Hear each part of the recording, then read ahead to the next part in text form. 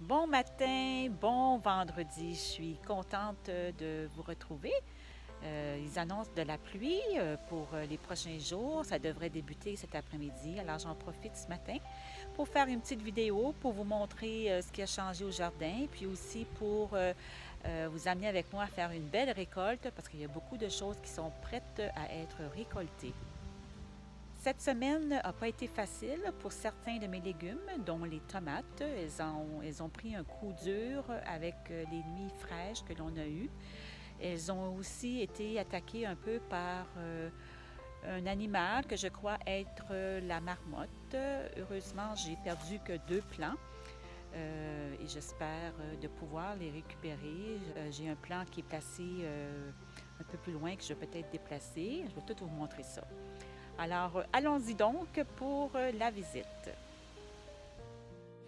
Alors, on débute sur le balcon. On retrouve ici dans mes sacs la bétacarde et le rapini. Mais j'ai aussi de la basilic qu'il me reste à planter. Et cette semaine, j'en ai profité dans ma tour pour récolter du pak choy. Avec l'espace, je vais pouvoir planter cette basilic. Je vous montre tout ça. Alors, dans ma tour, j'avais planté au début du printemps du pak choy, un étage complet, variété Shanghai. Elle a très bien produit, mais là, elle commençait à manquer d'espace, alors il était temps de la récolter. J'ai fait ça et en même temps, j'ai récupéré l'espace. C'est à cet endroit que je vais pouvoir planter ma basilic. Ici, on retrouve en haut de la tour ma bétacarde. Regardez comme elle est belle. Ensuite, j'en ai sur un deuxième étage. Et ici, j'ai du souci. Ça va faire des belles fleurs oranges. On commence déjà à voir les bourgeons. Et on termine avec la bétacarde qui, elle aussi, pousse très, très bien. Alors, la tour, cette année, très belle réussite. Ensuite, on poursuit avec les sacs. De l'autre côté, j'ai mon chou cavalier que j'ai commencé à manger. On a pris quelques feuilles pour les mettre dans une salade, mais je n'ai pas encore goûté comme tel le chou nature, soit sauté ou bouilli. Je prévois faire ça cette semaine. Ici, j'ai mes betteraves. On ne voit pas encore tout à fait les bulbes. Attendez que je regarde. Non, pas tout à fait, mais on voit qu'elles sont belles. La couleur est magnifique. C'est la variété Lutz. C'est la première fois que je récolte, ou plutôt que je cultive cette variété. Alors, j'ai hâte de voir ce que ça va donner. Ensuite, on descend, on retrouve, comme la semaine dernière, mes annuelles, mes immortelles. Là, elles sont très belles. On voit ici à gauche la camomille. Mais les immortelles, le matin surtout, elles se tiennent bien, elles sont superbes. On pris beaucoup d'expansion. L'après-midi, avec la chaleur, les feuilles flétrissent. Et c'est normal, parfois, même si les plantes ont été arrosées, il peut arriver que les feuilles flétrissent par la chaleur, mais dès que le temps frais revient, elles reprennent leur forme comme on les voit présentement ce matin.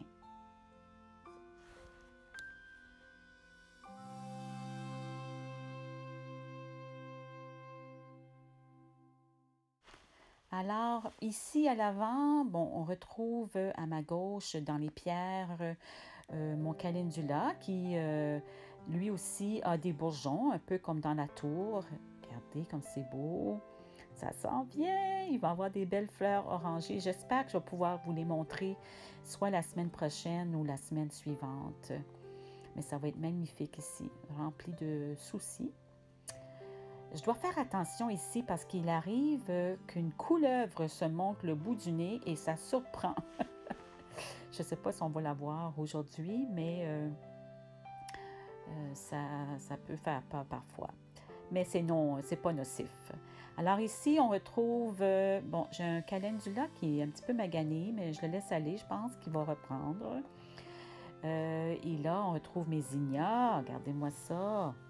Plusieurs feuilles sont sorties cette semaine. Ça va prendre encore un certain temps avant qu'on puisse voir des fleurs, mais une fois que c'est parti, ça va vraiment bien. Ah, ici, il y a des petits trous, mais je ne penserais pas que ça dérange la floraison. Alors, avec mes graminées au fond, ça va être magnifique.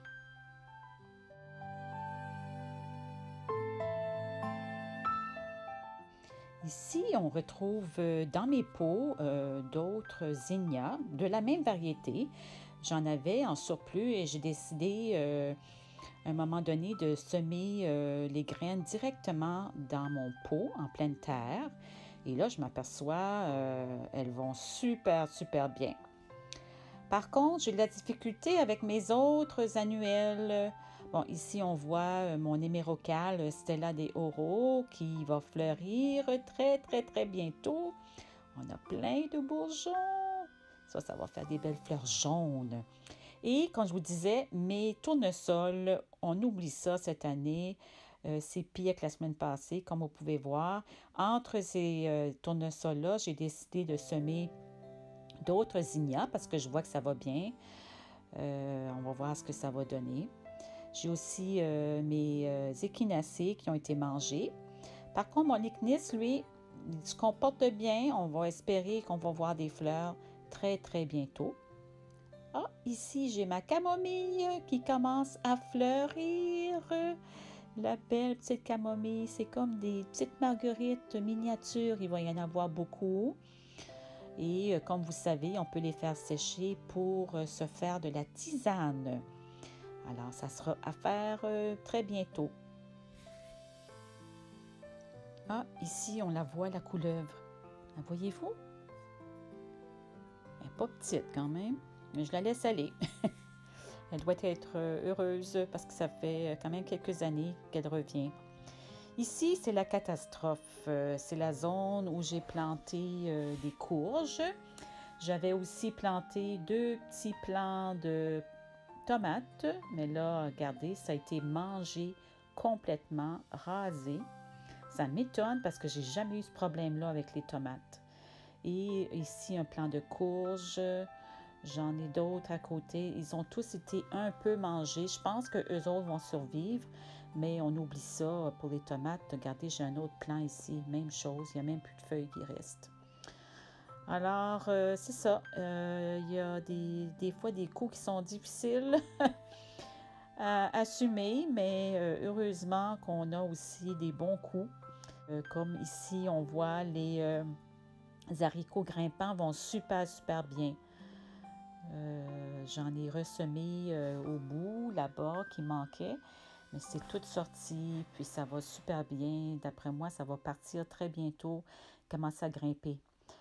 J'ai aussi cette semaine enlevé mes pak choy, variété Shanghai, que j'avais ici dans mon carré pour pouvoir semer des haricots. Alors, on les voit ici. Avant que je les enlève, ils sont superbes. Un beau vert tendre. Oh, belle, belle, belle réussite. Je vous avais parlé de mes épinards, que c'était une grosse année pour mes épinards. Même chose pour mon pak choy, regardez-moi ça. Oh, je suis vraiment, vraiment fière. Pas aucun insecte. Le filet a fait ce qu'il avait à faire. Vraiment, vraiment, vraiment contente des résultats. J'en ai donc profité pour tout enlever. Regardez-moi ça. C'est-tu beau? Les blanchir et j'en ai congelé une bonne partie. Le reste va être mangé, consommé cette semaine. Et j'en ai profité pour, en remplacement, venir semer des haricots qui devraient germer sous peu. Alors, il reste maintenant de chaque côté des laitues pommées à gauche, laitues romaines à droite. Lorsqu'elles seront terminées, elles seront également remplacées par des haricots. On aura donc des semis successifs.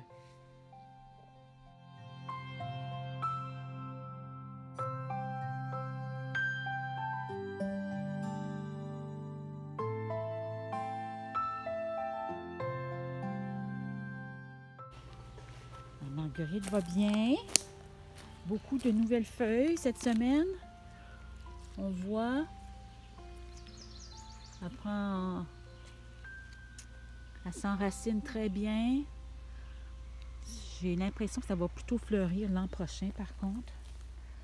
Mon lupin est pas mal terminé, mais ma monarde est à la veille de faire de beaux bourgeons. Mon œillet d'Inde fleurit, ça fait de la couleur.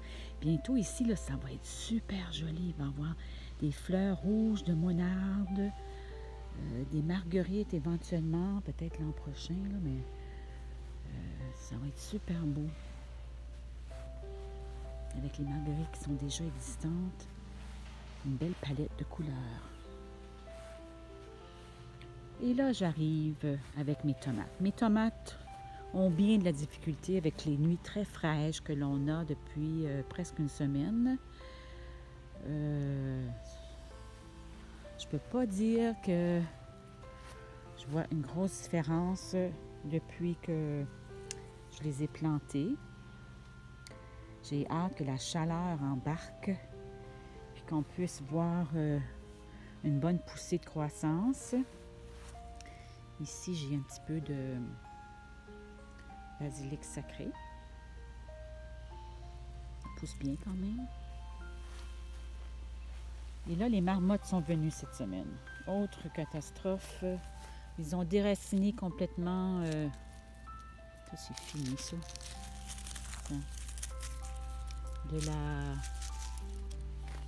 Du souci. Et ils ont mangé un plant de tomates. Mais ici, c'était un beaucoup plus gros plant. J'étais chanceuse qu'ils ont mangé juste un sur les 16. Mais je suis tellement déçue. J'ai jamais eu de marmotte qui mangeait. En tout cas, je pense que c'est une marmotte. Je n'ai jamais vu manger des plants de tomates. Ça fait 4 ans que je suis ici là, à en mettre année après année. Jamais eu de problème. Puis là, cette année, surprise. Oh, c'est ça. Les années se suivent, mais ne se ressemblent pas non plus. Comme les journées se suivent et ne se ressemblent pas. Des fois, je me demande à quel point ça vaut la peine de mettre autant d'efforts.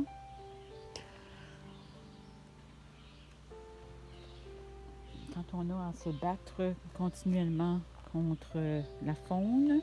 J'ai rien contre, par contre, je les respecte, même que j'aime beaucoup avoir une biodiversité, puis de sentir qu'on est entouré par la nature, puis ce qu'elle contient. C'est juste que on met beaucoup d'efforts parfois, puis ils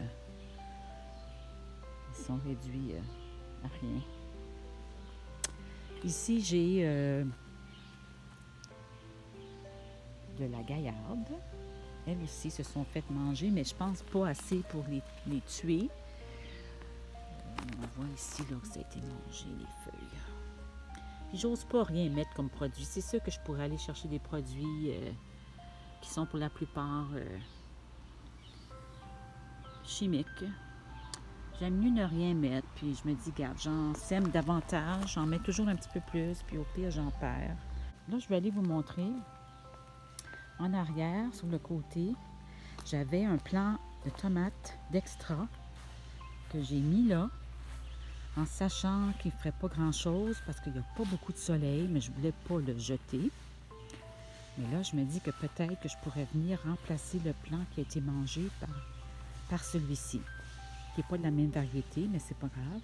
Étonnamment, il est au ras du sol, puis la marmotte ou l'animal en question n'est pas venu le manger. Alors, je vais faire ça aujourd'hui avant qu'il soit trop tard.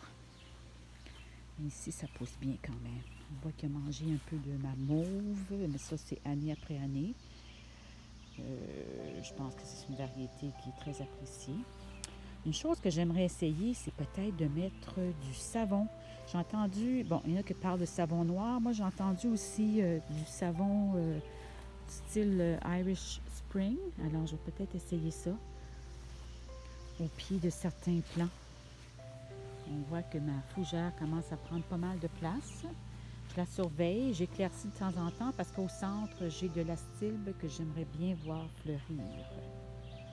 Alors, je vais aller chercher un petit couteau, puis un panier, puis on va faire une belle récolte.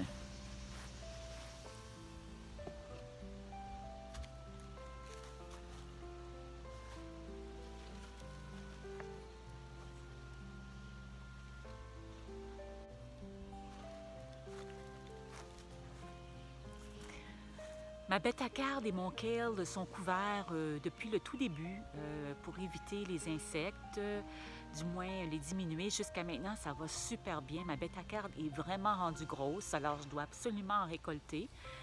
Alors, je vais faire ça, puis ça va certainement servir au souper de ce soir.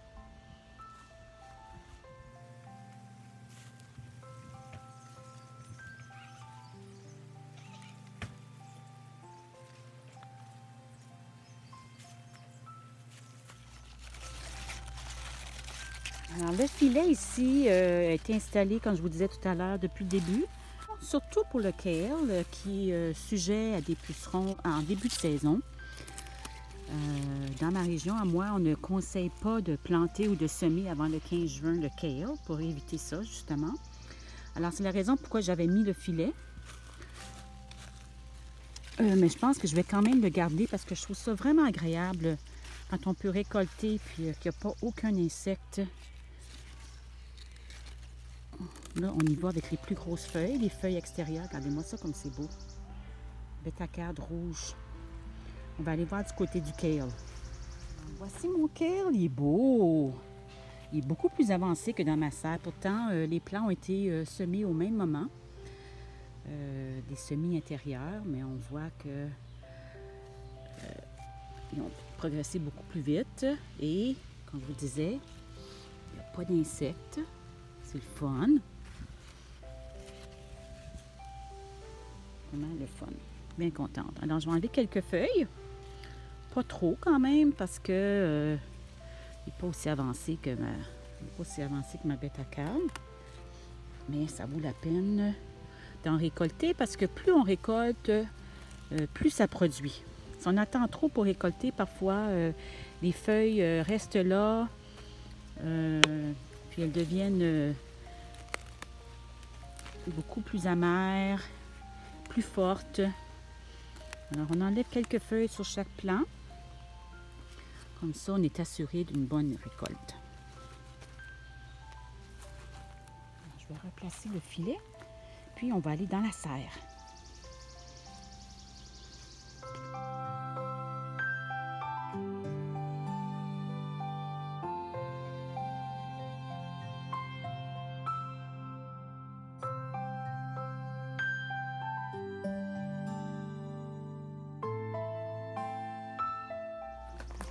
Ici, dans ma serre, on pourrait récolter de la bêta-carde blanche. Là, vous allez trouver ça drôle que j'appelle ça la bêta-carde blanche parce que les feuilles sont vertes, mais finalement, on parle de la bêta-carde blanche parce qu'elle a une tige blanche et les rainures sont blanches, tandis que la bêta-carde rouge, la tige est un peu plus rosée et les rainures sont rouges. Cette bêta-carde ici, la variété est une variété géante. Alors là, elle est à ses tout débuts. Mais quand on la laisse aller, elle devient très grosse et est délicieuse. Je l'apprécie d'ailleurs davantage à celle qui est rouge. Je vais juste en prendre quelques feuilles.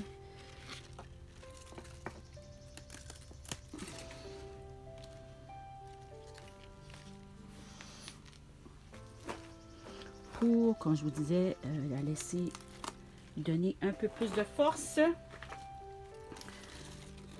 et faire de la place. Et en manger. Lequel on va attendre un peu. Peut-être quelques feuilles de betterave. Et toute notre récolte aujourd'hui, elle pourrait être sautée, bouillie. Moi, ce que je pense que je vais faire, c'est que je vais sauter ces légumes-là, puis je vais les mettre dans des pâtes. Ça devrait être très bon.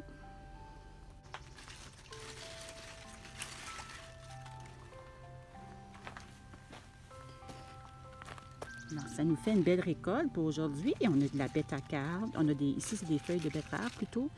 La bêta-carde blanche ici. La bêta-carde rouge. Et du kale. Pas si mal quand même. Une belle récolte. On se console parce que, comme je vous disais tout à l'heure, la semaine n'a pas été si facile que ça. Et ça arrive, il y a des hauts, il y a des bas. C'est ça le jardinage. Il ne faut pas se décourager. C'est la raison pour laquelle, d'ailleurs, je mets toujours... je sème beaucoup plus que j'en ai besoin. Comme ça, si je perds quelques plants ou quelques légumes, c'est pas la fin du monde. C'est sûr que c'est triste. Ça nous fait de la peine de voir qu'après autant d'efforts... on se fait dévaliser, mais on devrait plutôt apprécier ce que l'on a et la récolte de ce matin fait justement ça, nous réconforte. On va pouvoir manger des légumes frais ce soir, provenant de notre jardin plutôt que de l'épicerie, sachant que c'est du bio et que c'est nous qui l'avons fait pousser. Alors, profitez de ce week-end. Espérons qu'il y aura un peu plus de soleil et on se revoit la semaine prochaine. À bientôt!